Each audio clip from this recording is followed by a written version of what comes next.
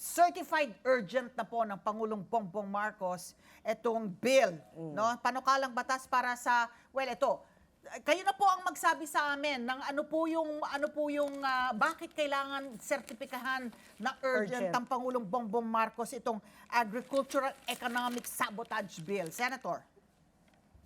Kasi po yan anti-agricultural sabotage, economic sabotage bill ay ngayon ay natapos ko kahapon yung kamakalawa yung tawag dito yung interpellation. So starting Monday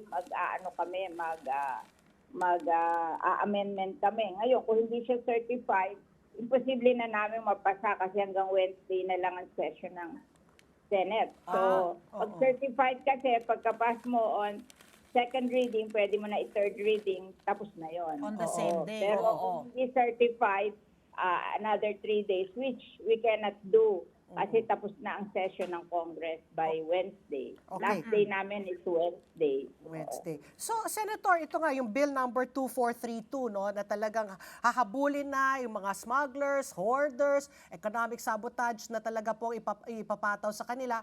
Kayo ho ba ay kampante na dahil po dito, masusugpuan na po talaga yung krisis natin po sa bigas at sa pagkain?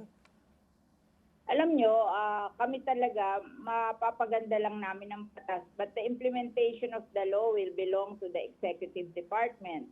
Like for example, yung ang magpa-file ng case diyan is Department of Justice. Ang maghuhuli sa kanila yung ating mga pulis at saka mga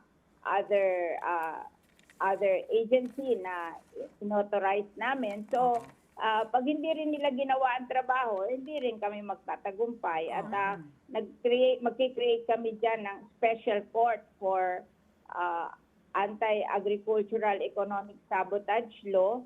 And pag hindi rin nag-function yung special court, hindi rin tayo makakapag-punish. Maganda lang dyan, habang nakafile ang case, at kahit hindi pa sila nagdi-decide, hello, nadidinig niyo ako? Yes, we are ma'am. listening po, Senator. Habang nagdi-decide pa ang court, nakakulong na yung mga na-file ng case kasi ang economic sabotage non-bailable. So they stay in court until mag-decide ang court, they stay in jail until mag-decide ang court whether they're guilty or not. So, A punishment na rin yun.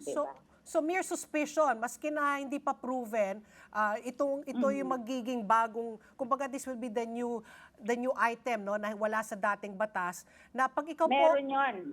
Meron po yan sa dating batas, kaya lang walang case na na-file, miski isa. Kaya nga. Kaya hindi sila nakulong.